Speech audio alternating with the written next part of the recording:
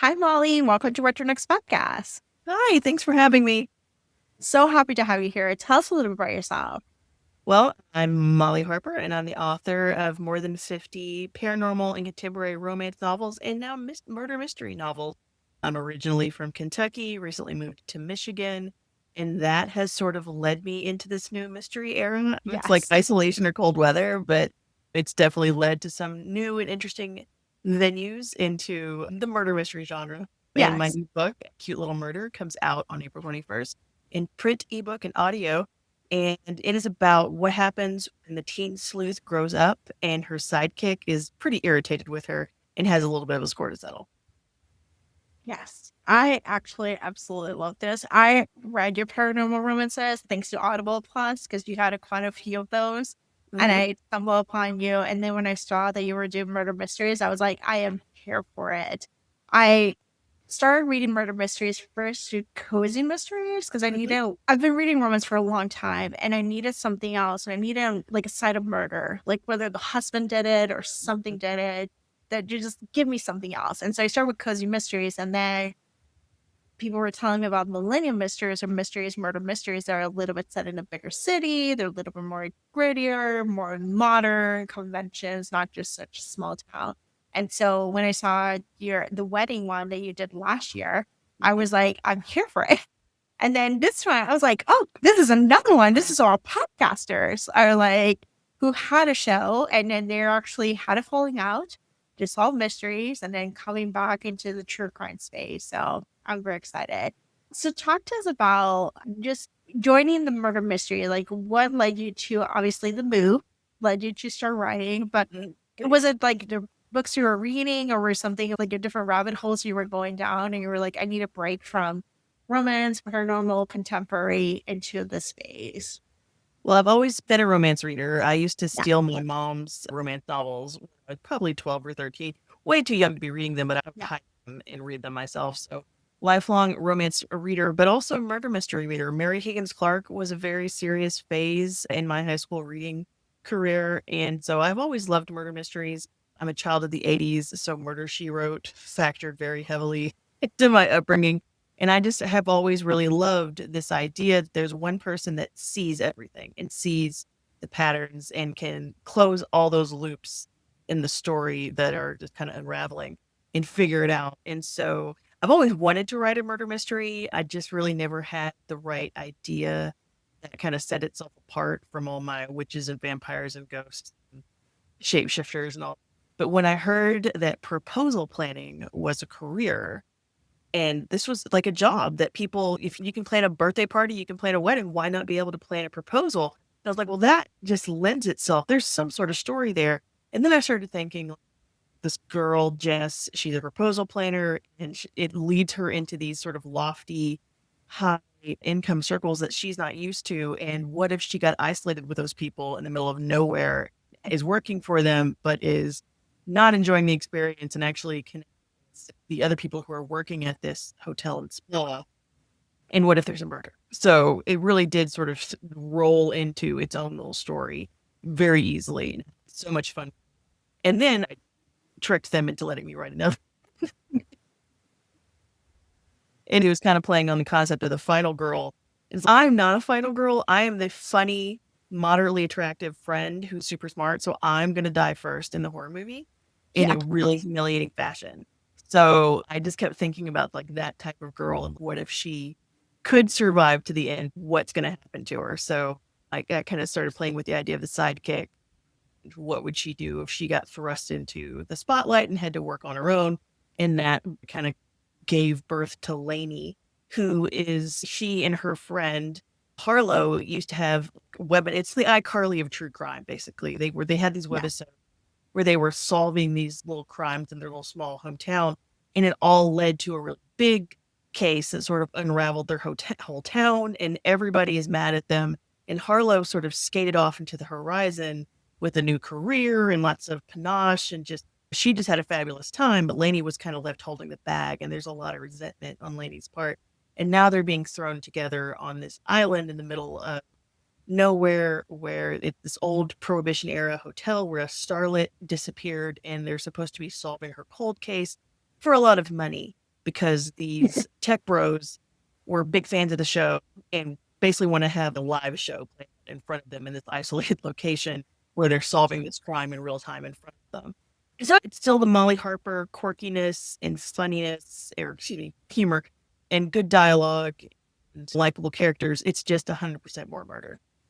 Yes, and sometimes you just need a little bit of murder. Well, And this, both of them are somewhat locked room mystery era because they both are isolated. The wedding one is set in an isolated spot, wilderness place where there's no cell phones allowed. You're supposed to just isolated to this cabin and to this activities. Well, here you're isolated to this hotel, to this island, and there's actually barely any phone service and there's electricity. you don't have to isolate them because Yeah. otherwise, like they have the internet, they can do whatever they want. Like they can order police officers to the location through Uber Eats or something. But it's just like you have to take away their resources, otherwise it's too easy. So yeah, I like the isolated location genre. I actually got the idea. Did you see that Yes. thing? There was like Agatha Christie's old manor house. There were a bunch of people that were staying there for an event, and they got a tree Yeah. fell off the driveway, and they got cut off from civilization, basically, and they were all stuck there.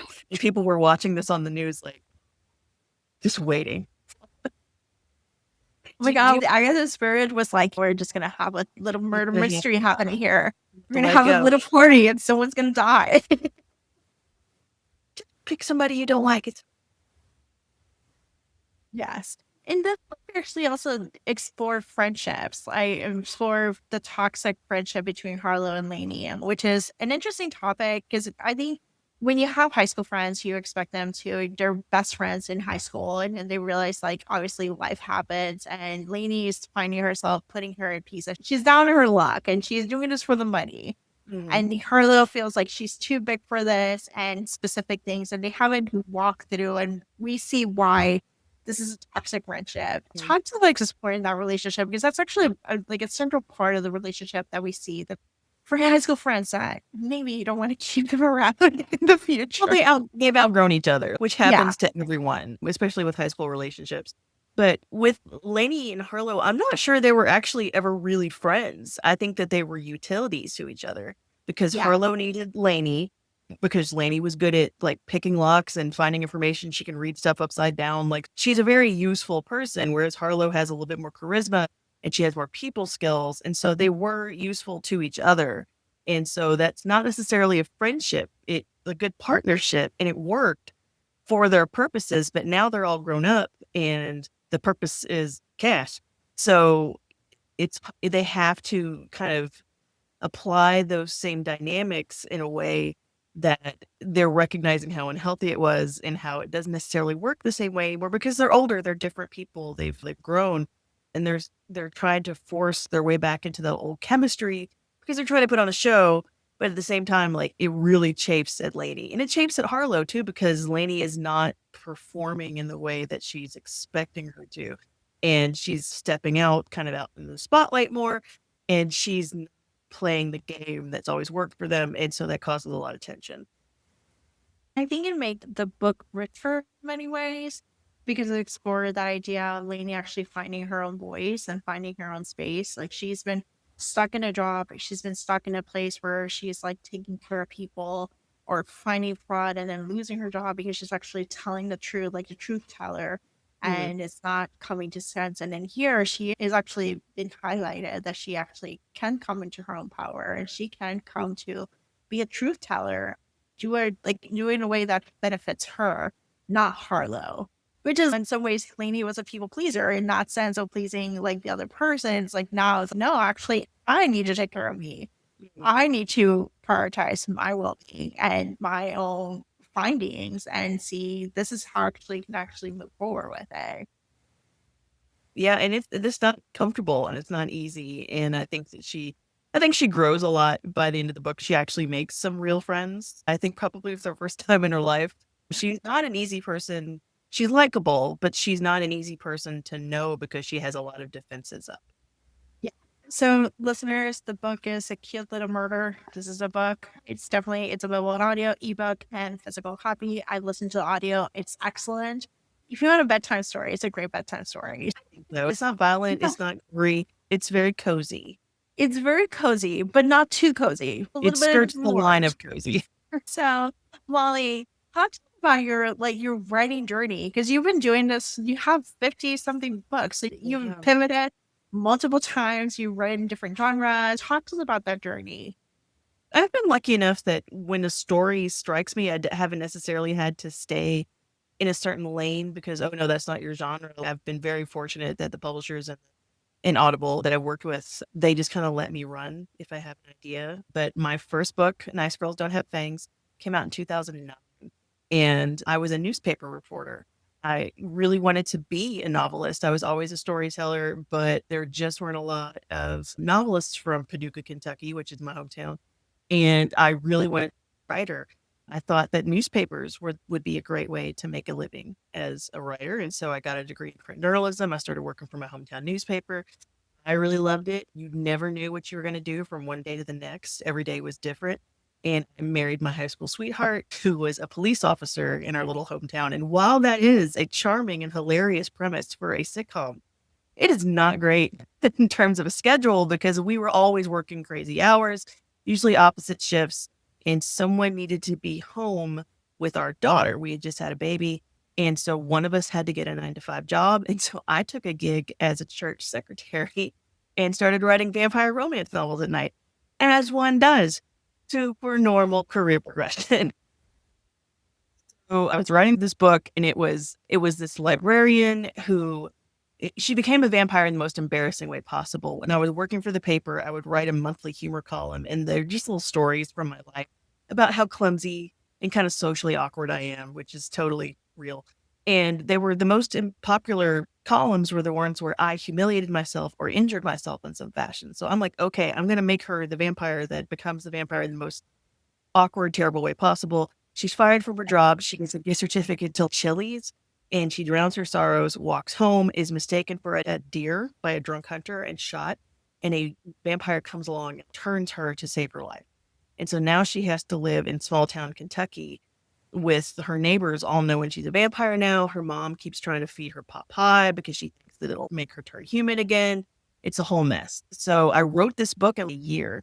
And it took me like 3 months after that to find an agent because that was my full-time job, basically, which is sending out query letters, getting rejections, query letters, getting rejections. I got 76 rejections before I got one yes. And I said yes to that agent. And like within weeks, she had sold the book as a 3-book series to Simon and Schuster. And I've just been chugging along ever since. Very lucky to have gotten Amanda Ronconi as my first narrator for my very first book.